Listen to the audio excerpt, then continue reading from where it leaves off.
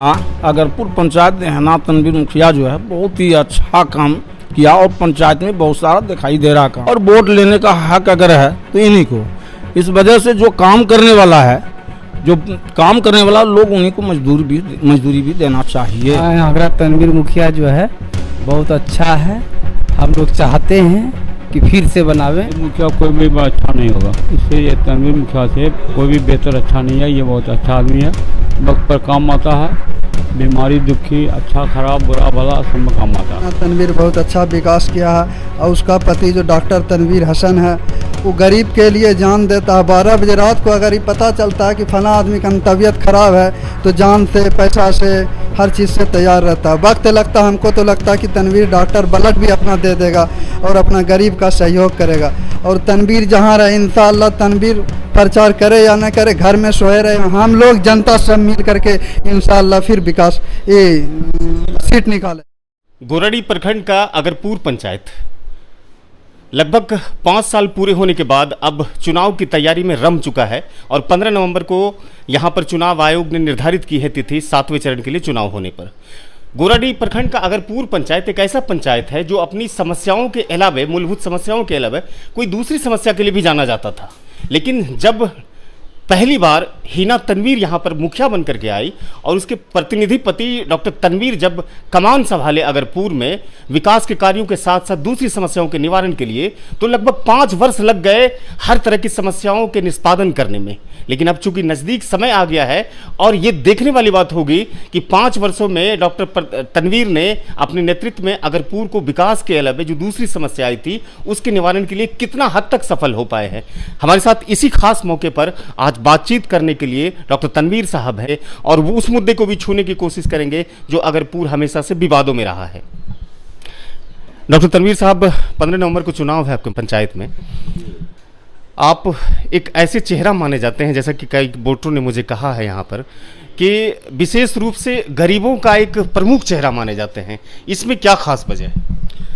देखिए, सबसे बड़ी बात है कि मैं खुद जो है तो गरीब परिवार से आता हूँ, गरीबी को देखा है, परखा है, जिया है गरीबी में, और आज इन तमाम लोगों की दुआ से, गरीब मजदूर किसान की दुआ से मैं मुखिया हूँ। तो आप सोच सकते हैं जिनकी दुआओं ने यहाँ तक पहुँचाया उसको हम भूल कैसे जाएंगे। दूसरी बात ये रही कि मैं ऐसा नहीं है कि अमीर से नफ़रत करता हूँ, मोहब्बत करता हूँ अमीरों से भी, लेकिन वैसा अमीर जो जिसका कि ख़यालात फ़िरौन के तरह हो, जिनका कानूनी ख़यालात हो, जो अपने आप में अकड़ रखता हो, ख़ुद को बड़ा समझता हो, सामने कुर्सी देना पसंद नहीं करता हो, किसी अपने से छोटे आदमी को नीच समझता हो, वैसे अमीर को हम जूते की नोक पर रखना चाहते हैं, थूकते हैं वैसे ही अमीरों की अमीरी पर। बाकी सब अमीरों से मेरी कोई मतलब ये नहीं है, अमीर गरीब तो लगा रहता होता ही है। अच्छा, चुनाव चूँकि नज़दीक है, इस तरह की बातें आप ऑन द रिकॉर्ड कर रहे हैं, आपको नहीं लगता है कि आपके इसके वोटरों पर भी कोई असर पड़ेगा? देखिए, मेरा शुरू से मिजाज है कि हम गले में पट्टा बंधवा के पालतू कुत्ता नहीं बनना चाहते हैं। मेरा मिजाज है, लोगों को भी कहते हैं आज़ाद रहो, शेर की ज़िंदगी जियो, शेर की एक दिन की ज़िंदगी गीदड़ के 100 साल की ज़िंदगी से बेहतर है, हज़रत टीपू सुल्तान कहते थे, और उसी को हम मानते हैं कि एक दिन की ही ज़िंदगी बेहतर है, लेकिन ज़िंदगी शेर की होनी चाहिए, गीदड़ की नहीं होनी चाहिए। मुझे कोई फ़र्क नहीं पड़ता उनसे जो कि मतलब ऐसी ख्याल रखते हैं, फ़िरौनियत ख्याल, कानूनी ख्याल, कोई फ़र्क नहीं पड़ता वैसे लोगों से। मेरे साथ मेरी जनता है, सब भाई है, इंशाअल्लाह वो बेटे की तरह प्यार करते हैं, इंशाअल्लाह फिर कामयाबी मिलेगी। चलिए, अब मुद्दे पर आते हैं। थोड़े तल्ख सवाल भी होंगे। पिछले साल पहली लहर में कोविड सेंटर जब बनाया गया था यहाँ पर, तो सरकार की तरफ से जो भोजन का मेन्यू तैयार किया गया था, उस मेन्यू से हट करके आपने वहाँ पर मीट परोस दिया था। ये ऐसा क्यों किया आपने? देखिए, उस समय जो है तो स्वास्थ्य मंत्रालय वगैरह का भी कहना था कि कोरोना महामारी से मीट वगैरह खाना मतलब जो है तो बेहतर है, इम्यून पावर बढ़ाने के लिए, रोग प्रतिरोधक क्षमता बढ़ाने के लिए। तो और लोग जो है तो वहाँ जो आए थे, सबसे बड़ी बात है कि यहाँ जो लोग आए तो वो उन्होंने खुद चाहा कि हमको जो है तो सब्जी खाते खाते हम परेशान हो गए हैं, तो उनको मीट दिया गया, तो मीट चिकन दिया गया, उनको मटन दिया गया। और लोग अब जो हल्ला कर दे कि मतलब जो मीट जिस चीज़ का खिलाया उसका क्या कीजिएगा, वो तो उनका बोलने का काम। मीट परोसने के लिए एक मोटी राशि तो डॉक्टर तनवीर के निजी पैकेट से गया होगा। हाँ जी, वो राशि मेरे निजी पैकेट। ये कहीं ना कहीं जनता के प्रति एक प्रेम था। जी बिल्कुल बिल्कुल, जनता के प्रति प्रेम था, और वैसा सेवा का मौका जब भी मिलेगा मैं आगे बढ़ के सेवा करता रहूँगा। एक और सवाल है, एक खास समुदाय यानी मुस्लिम समुदाय के लिए एक मरतबा प्रतिबंधित हुआ मुहर्रम की नहीं मनाना है, डॉक्टर साहब तनवीर साहब ने मुहर्रम को मनवा दिया। इतना प्रेम केवल एक समुदाय से क्यों, दूसरे से क्यों नहीं? देखिए ऐसी बात नहीं है, अगर कोई दूसरा समुदाय का लोग भी पर्व त्यौहार करते हैं तो ऐसा नहीं है कि हम उसके खुश नहीं। सब धर्मों का सम्मान करना चाहिए, सभी का आदर करना चाहिए। हिंदुस्तान की खूबसूरती ही यही है कि हम तमाम धर्म का सम्मान करें, एक दूसरे का आदर करें, किसी का अनादर नहीं करें। बाकी आप देखें कोविड-19 जब कोरोना फैल रहा था तो आप कह सकते हैं, मैं किसी का नाम नहीं लेना चाहूँगा, लेकिन देश में कई जगह चुनाव, बंगाल में चुनाव, यहाँ चुनाव, भारी भीड़ थी, समझे ना। डोनाल्ड ट्रंप साहब आए जो है तो उसमें भी कोरोना को जो है तो फैला। बाकी जो है तो ये स्नान जो हुआ जहाँ, ये भूल गए नाम जो है तो कुंभ में स्नान जो हुआ हमारे जो है तो साधु महाराज स्नान जो किए, उसमें उस समय भी कोरोना बहुत तेज़ी से फैला। तो ये सब सोचना होगा। कोई एक ख़ास वजह मुहर्रम पर अगर बैन था तो इसमें जो है तो बच्चा लोग मुहर्रम खड़ा किया इस बार, और जो है तो बच्चा लोग ही छोटा, और वो भी जो है तो डिस्टेंस बना करके और गांव में ही जो है तो किया। ऐसा नहीं है कि कहीं और ले गया, बस छोटा बच्चा लोग किया, जो कि नाबालिग लोग था, आपस में करके जो है तो पलाम उलाम बगल में ही कर दिया। और पूरा जो है तो कोविड-19 का ख्याल रखते हुआ किया, कोरोना वायरस का जो रूल है एहतियात करने का, मास्क वगैरह गाइडलाइन के साथ किया। सवालों का सिलसिला आगे बढ़ाते हैं।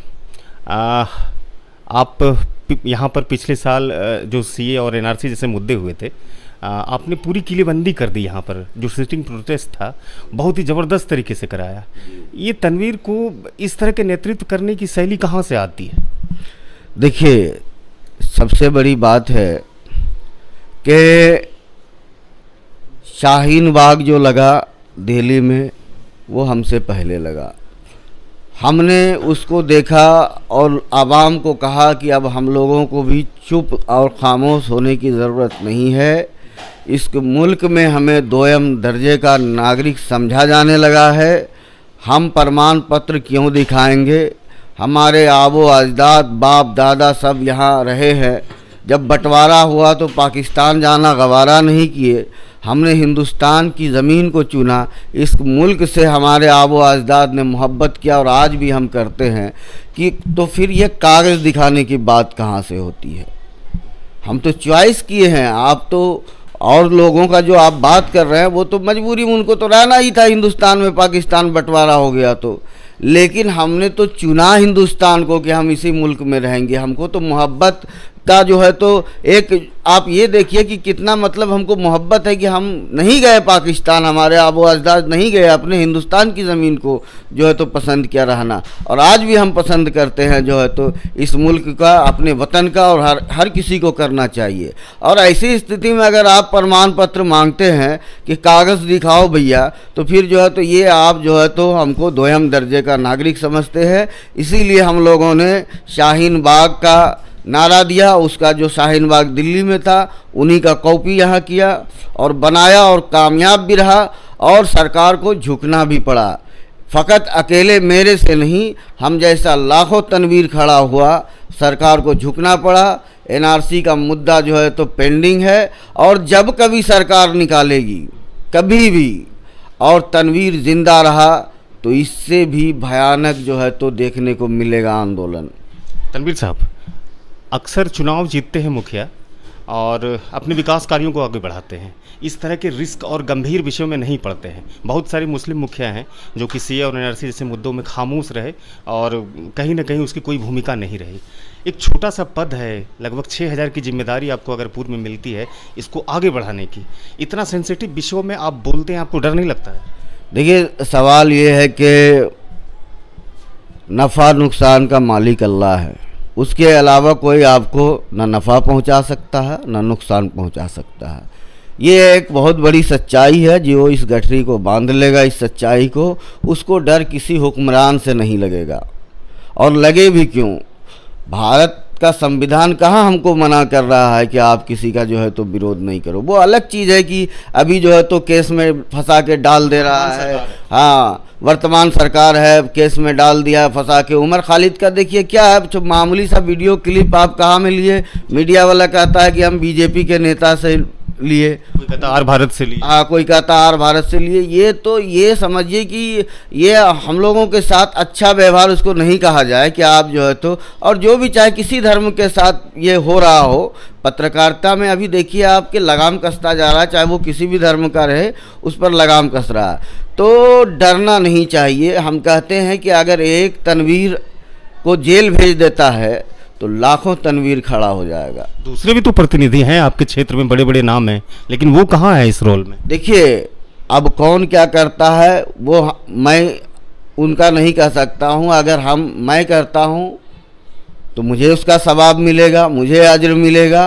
अल्लाह ताला ने उस काम के लिए मुझे चुना है, इसके लिए अल्लाह का बहुत बड़ा शुक्र है कि हम जो है तो एक नकारे गुनाहगार बंदा, अल्लाह ताला ने कोई मैटर आता है, मजहबी मैटर, और जो है तो वहाँ पहुँचा देता है। ये उन्हीं का करम है। और अच्छा तनवीर भाई, ये तो कुछ मुद्दे थे। अब ये बताइए कि चुनाव जीतने के लिए क्या यही मुद्दे काफ़ी हैं आपके लिए, या फिर विकास जैसे मुद्दे पर भी आप आएंगे?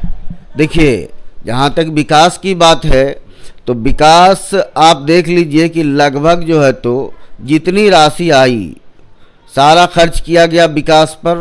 कहीं कहीं कुछ दिक्कतें आ रही है, वो भी समस्या का समाधान किया जाएगा। और प्लस में जो है तो मनरेगा से लगभग जो है तो 4-5 करोड़ का लगभग काम हुआ, तो विकास भी हुआ है। विकास का अगर चाहे कि कोई विकास का मुद्दा उठाए तो वो भी उठा सकता है, आज़ाद है वो, लेकिन विकास का मुद्दा यहाँ नहीं उठाता। यहाँ मुद्दा उठाता है जात धर्म का। अच्छा, पिछले चुनाव में हुआ था? पिछले चुनाव में भी हुआ था। इस बार भी संभावना है? संभावना बिल्कुल है। जो है तो अभी जैसा कि लग रहा है वो शुरू हो गया है कि वो जो है तो फलाने जाति का है, मैं फलाने जाति का हूँ, जो है तो अरे भाई, कलमा के बुनियाद पर हम सब एक हैं। फिरका परस्ती की बात कर रहा है? हाँ, फिरका परस्ती की भी बात कर रहा है, कह रहा है कि लंबा टोपी लगा के माछीपुर जाता है, तो ये फिरका परस्ती की भी बात कर रहा है और जात पात भी कर रहा है। हम तो कहते हैं कलमे के बुनियाद पर हम लोग एक हैं। मुसलमान में कोई जात पात नहीं, इसको नहीं सोचना चाहिए। और ये सोच अगर रखता है जो, तो वो समझिए कि जो है तो कौम को लड़ाने का और कौम को, इस कौम को के रूह पर वार है, इस कौम को तोड़ना चाहता है। देखिए एक सेकंड, मैं दर्शकों से कहना चाहूँगा कि देखिए अगर पूर्व पंचायत में किस तरफ करवट ले रही है चुनाव, यानी जात पात के अलावा फिरका परस्ती पर भी आ रही है, ये कहीं ना कहीं कहा जा सकता है कुठाराघात है एक विकसित समाज और प्रगतिशील पंचायत के ऊपर में। जी तनवीर साहब। जी, और अगले बार तो जात पात बहुत बड़ा मुद्दा बना दिया था, लेकिन यहाँ के लोग हैं बहुत समझदार, वो समझती है, ये कहते हैं ये पब्लिक है, सब जानती है। अच्छा, आपके नज़रिए से तनवीर भाई एक पंचायत के लीडर को किस तरह का होना चाहिए, किस तरह का प्रत्याशी होना चाहिए? देखिए, एक पंचायत के लीडर को होना चाहिए कि वो अपनी आवाम से मोहब्बत करे, सेवा का लगन उसके दिल में रहे। ये नहीं कि चुनाव लड़ रहे हैं तो भैया तुम्हारे पास अगर जो है 10 साल से गाड़ी था तो किसी जनता को नहीं दे रहे थे और 4 महीना से गाड़ी एकदम फ्री कर दी है, तो ये सेवा नहीं है, ये वोट लेने का एक तरीका है। किसी गरीब के यहाँ खाना नहीं जाते थे, आज प्लेट उठा रहे हैं जा कर के, तो ये सेवा नहीं है, ये सिर्फ वोट लेना है, समझे ना। और हमने जब से गाड़ी लिया है तब से जो है तो आवाम के नाम से वो गाड़ी जो है तो, अभी कल भी हम बारात गए, गाड़ी भाड़ा करके वो दे दिए, जो है तो मतलब जिनको जाना था लोग जो है तो लेते ही रहते हैं और हम शुरू से देते रहते हैं। और शुरू से जिनका मिजाज जो है, सेवा की भावना जो है वो दिखता है, इस इलाके के आवाम को दिख रहा है। खाली सिर्फ ये ऐसा नहीं है कि यहीं के आवाम को, इस इलाके की आवाम को दिख रहा है कि किसमें सेवा की भावना है। हम तो यही दुआ करते हैं कि जिसमें अपने कौम की ज़्यादा सेवा की भावना है, अल्लाह उसी को कामयाब करे। अच्छा, 8,000 की जनता ये भी जानना चाहती है, जो वोटर्स है, कि इस मरतबा डॉक्टर तनवीर किस तरह से तैयारी कर रही है। ये तमाम जो अड़चने हैं, जात पात और तमाम तरह की जो एलिगेशंस है, उसके मतलब अनुरूप किस तरह से वो अपनी तैयारियों को आगे बढ़ा रहे हैं। देखिए, जहाँ तक पहला सवाल है जात पात का, तो इसको जो है तो भले वो लोग उठाए, लेकिन गरौतिया की आवाम जात पात नहीं उठाती है, कभी नहीं। ये देखती है पहले कि आपने क्या किया। हम कहते हैं कि मैं अगर चुनाव हारूं तो किसी का रास्ता बंद कर दूंगा, बिल्कुल नहीं होनी चाहिए। किसी को पैसा अगर 10 रुपया दिए, 20 रुपया दिए या 2,000 दिए तो घर पर पहुंच जाइएगा मांगने के लिए, बिल्कुल नहीं। तो उनकी मानसिकता तो वहीं दिख गई जो ऐसा कर रहे हैं कि अगला चुनाव हारा आप रास्ता बंद करने लगे, आप जो है तो फिर जो है तो पैसा तहसीलने लगे। तो आपकी हकीकत वहाँ दिख गई, लोग आपको जान गया। अब जो है तो कोई भेड़िया शेर का खाल पहन के कब तक रह सकता है, वो चुनाव में जनता उतार देगी। अच्छा, डॉक्टर साहब ये भी बताइए मुझे कि चूंकि इस मरतबा प्रत्याशी भी यहाँ पर ज़्यादा ही है, 14, 15, 16 ऐसा भी कुछ हो सकता है। इतने प्रत्याशियों में आपको कितना खतरा लगता है चुनाव को, या फिर चुनाव को आप किस सहनशीलता से जीतने की तरफ आगे बढ़ते हैं? देखिए, हमको चुनाव से कोई खतरा नहीं लगता, बल्कि ये जो समय बढ़ रहा था ना, तो इससे हमको दिक्कत हो रही थी कि भीख का चीज़ हमको नहीं चाहिए। जनता अगर जिताती है तो मुखिया रहें, अब कोविड-19 के चलते बढ़ गया, तो ये हमको जो है थोड़ा असहज महसूस होने लगा कि जो है तो अब नहीं बढ़ना चाहिए, ये हमको लगने लगा, और अब बढ़ा भी नहीं। चलिए, अच्छी बात है। मेन बात है कि देखिए, कोई हमको जो है तो ये अंदर से होता है ना कि मतलब एक झिझक होता है, एक परेशानी होता है, वैसा कुछ नहीं है और कभी नहीं है मेरे साथ। और कभी हम अपने आप को वैसा मतलब समझा भी नहीं कि भाई हम मुखिया हैं, हमको अलग कुर्सी देख रहे हैं, आप जिस पर जो बैठ सकता है बैठे, कोई भेदभाव नहीं। मेरा सर्वप्रथम यही है, सबसे पहला यही है कि भेदभाव को ख़त्म करो, ऊंच नीच को ख़त्म करो। चाहे हमारे यहाँ कोई भी दलित समुदाय का आए और मेरी वहाँ पर जाके बैठा हो तो हम यहाँ बैठ जाएंगे। ये भेदभाव और यही हमारा मजहब सिखाता है, और इसी से आप आगे भी बढ़े हैं। आपका मजहब भी अगर तारीख उठा के देखिएगा तो भेदभाव नहीं होने के कारण से ही आपके मजहब में लोग आए, देखे कि ये जो है तो एक ही सब में खड़े हो गए महमूद अयाज, ना कोई बंदा रहा ना कोई बंदा नवाज। तो एक ही सब में खड़े होने वाली कौम अगर आज अपने आप को खुद बड़ी समझती है, बड़ा कुर्सी पर बैठेंगे और फलाना नीचे बैठो, उन लोगों से हमको सख्त नफरत है। आखिर में 2 सवाल डॉक्टर साहब। पहला, 5 वर्षों के अपने विकास कार्यों को किस तरह से देखते हैं, कैसे उल्लेखित करेंगे? क्या चूक हुई, क्या अधूरे रह गए, या आप संतुष्ट? नहीं, देखिए, इंसान हैं, गलतियां होती है और गलतियां मुझसे भी हुई है, चूक हुई है, इसमें कोई शक नहीं है। अब इस चूक अगर जहाँ किसी का हुआ, हो सकता है किसी का काम नहीं हुआ हो, दिल दुख गया हो या और सारा कारण हो, तो मैं उन तमाम लोगों से माफ़ी मांगता हूं कि हमसे अगर गलती हुई है तो आप हमें माफ़ कर दें। वोट दे न दें अलग चीज़ है, लेकिन दिल से माफ़ कर दें, ताकि अगर आपको दुख पहुंचा है तो हमारी पकड़ न रहे। वोट तो उनका मन है, जो अच्छा लगे उनको दीजिए, हम अच्छा लगे हमको दीजिए, हम ख़राब लगते हैं कोई और अच्छा लगता है तो उनको देंगे। लेकिन हमको अक्सरियत पर ये विश्वास है कि इंशाअल्लाह अक्सरियत जो है तो, और आप देखिएगा चुनाव के समय में आकर के यहाँ का लोग जो है तो इतने मतलब जो है तो मोहब्बत और प्यार करते हैं, इतना बड़ा जनसैलाब और इतनी ताकत दिखाते हैं यहाँ के लोग कि कहने का बात नहीं। अगले बार हमको पुलिस ने अरेस्ट कर लिया तो कॉल जो है तो हज़ारों कॉल आया और प्रेशर बन गया, जो है तो इलेक्शन के दरमियान अरेस्ट कर लिया गया था और झूठा इल्ज़ाम लगा दिया गया था कि यहाँ भोज खिला रहा है, फलाना चीज़ कर रहा है, चिलाना चीज़ कर रहा है। गलत एलिगेशन था वो, चूँकि गांव की भी जनता इस बात को जानती है, यहाँ की लोग इलाके की जनता जानती है, तो उठा के ले गया। तो इतना कॉल आया और लोग जो है तो थाने का घेराव करने का जो है तो ये कर दिया, शुरुआत कर दिया। तो पुलिस ने हमको मजबूरन वहाँ से, प्रशासन ने छोड़ दिया। तो जब जनसैलाब देखिएगा आकर के, तब पता चलेगा कि नहीं जो है तो क्या किस में है दम और किस में नहीं है। आखिर में एक अंतिम सवाल, हमारे चैनल के माध्यम से जो चुनाव आने के लिए जा रही है अपनी जनताओं को क्या कहना चाहेंगे?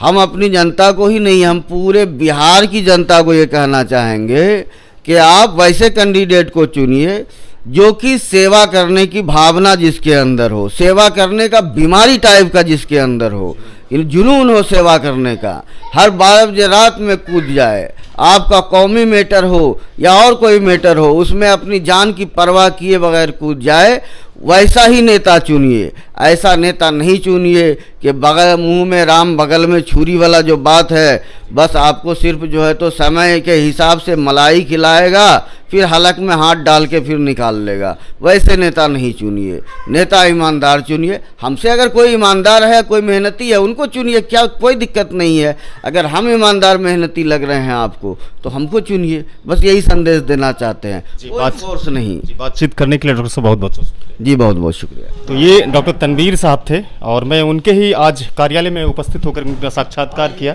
और मैं आपको बताता चलूं कि डॉक्टर तनवीर के विषय में जो बातें कही जाती है पंचायत में वो कहीं ना कहीं सत्य भी है। और ये बातें बिल्कुल सही है कि सोशल इंफ्रास्ट्रक्चर और फिजिकल इंफ्रास्ट्रक्चर के अलावा वो प्रत्याशी या वो प्रतिनिधि या वो मुखिया अच्छा माना जाता है जो स्टेट गवर्नमेंट और सेंट्रल गवर्नमेंट की स्कीम के अलावा जो लोगों के दुख और सुख में खड़ा होता है। आज के दौर में एक ऐसे सेंसिटिव मामले को कोई उठाना नहीं चाहते हैं जो डॉक्टर तनवीर जिस तरह के मुद्दों को उठाते हैं। हम ऐसे ही वीडियोस लगातार लाते रहेंगे पंचायत चुनाव तक। हमारी इस बातचीत को अगर आप फेसबुक पर देख रहे हैं तो हमारी बातचीत को साझा करें, अपने कमेंट जरूर दें और उसके अलावा हमारे यूट्यूब चैनल को अगर आपने सब्सक्राइब नहीं किया है तो सब्सक्राइब जरूर करें। धन्यवाद।